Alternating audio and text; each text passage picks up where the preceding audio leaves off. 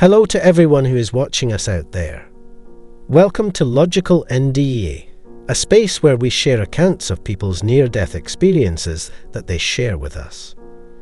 If you're watching one of our videos for the first time, we'd want to let you know that we make content for those who are curious about the afterlife and want to learn more.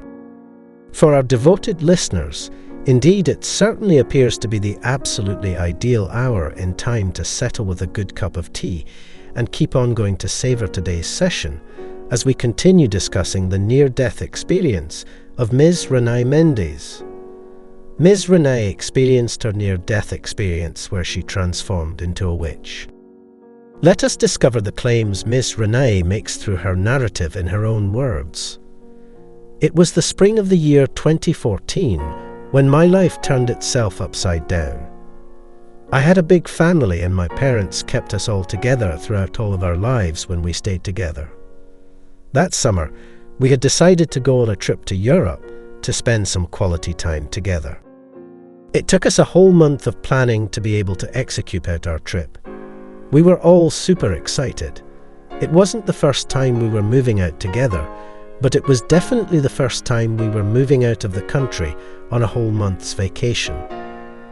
During the tickets booking, we found out that I had my board exam clashing with the date of our flight. It was decided that I would follow up a day after, and my family would be gone before that. I was quite happy the day my exam was over. I knew I would go see my family in a few hours, even if they were outside the United States. Around 12 o'clock after my exam, I started feeling strange when I got home. My body seemed to be shifting by itself. It seemed as though I was changing. I had a shower and then started preparing for my trip, which was scheduled to depart at 8 o'clock p.m. It was 12:50 p.m. at that time when I stepped out of the shower. I didn't even recognize myself when I stood in front of the mirror after getting out of the shower.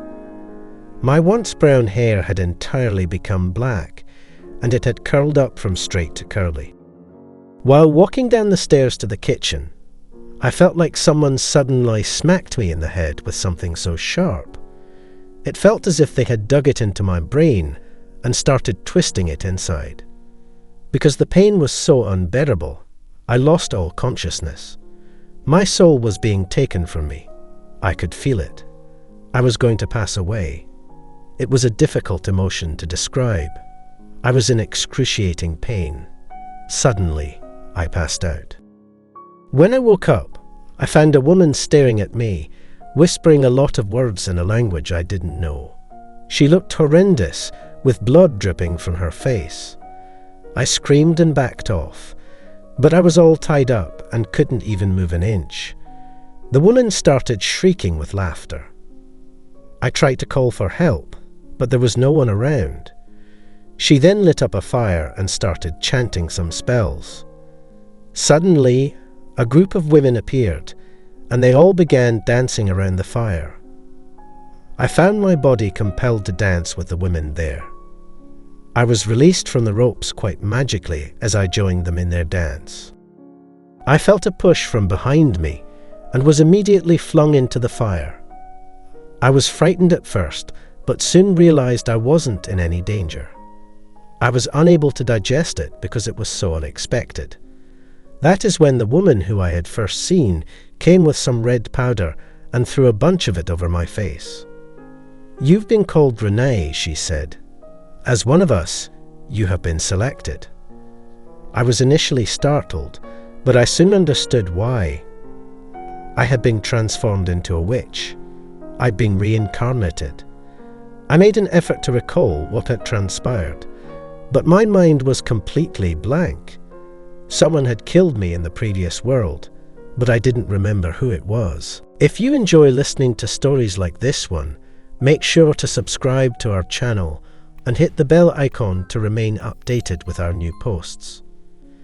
Now let us continue with Renai's story.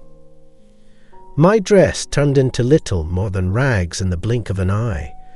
My hair had gotten longer and was now at my ankle length. In my reality, I resembled one of the witches from the movies I had always been afraid to watch. I was now one of them. I was concerned about what was happening to me. I realized I was no longer the person I had been for the previous 18 years of my life, trapped in a world where I knew no one. I was having a hard time accepting the facts. I searched for a method to return home while I was forced to travel through the other side's gloom alongside other witches. The darkness seemed to win each time I made an attempt to run away. My body was compelled to roll around and chant spells at enemy witches to disarm them. I was being forced to drink the crow's blood as it kept my powers growing. I soon started melting into the darkness and becoming a part of it. Nothing would help me out. That was when I decided to bring my powers to my use. I started chanting all the spells I knew that would bring me divine help from God. If there was someone that could save me from the utter bleak darkness I had fallen into as a result of my sins in the previous world, it was God Himself. I recited holy verses that would connect me to God. As I recited them, all the witches from the other side gathered around me in attempts to scare me.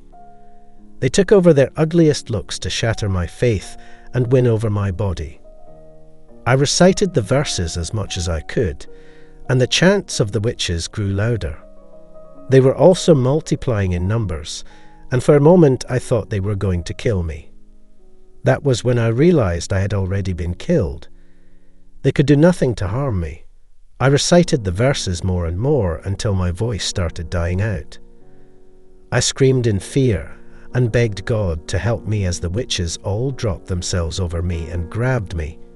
I went unconscious again.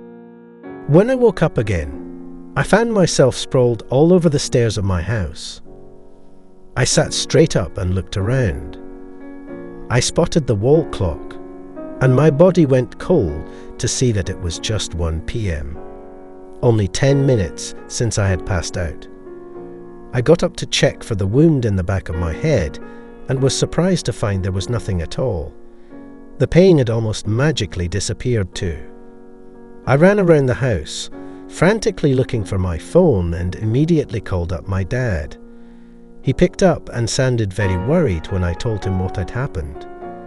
He sent 2 of our family friends right away to our place. I had been very frightened of the entire event, and one of them booked a ticket to drop me off to France, where my entire family had already arrived. Even though it was a very tough time for me as an 18-year-old to make it all make sense, my father explained to me in detail whatever had happened. He told me how it was known as a near-death experience, where I had been reincarnated as a witch. He urged me to do good and become a better person by bringing this incident to use for myself. That was when I could see a genuine change in my life, where I made an effort to do good, because I didn't want to end up cursed in the afterlife. I tried to become better, and my father provided all the support I required. My entire family stood with me. My faith in God also strengthened all through those times. It was the dark side that brought the light of goodness inside me. It was the dark side that urged me to bring a positive change to my life, and I will be ever thankful to God for that. And that was all from Ms. Renai Mendez's near-death experience, folks. We hope that you enjoyed today's episode. If you have any thoughts regarding his visit to the next world, make sure to leave a comment down below. Remember to be respectful at all times. Do remember to share your personal near-death experience with us on this channel for free.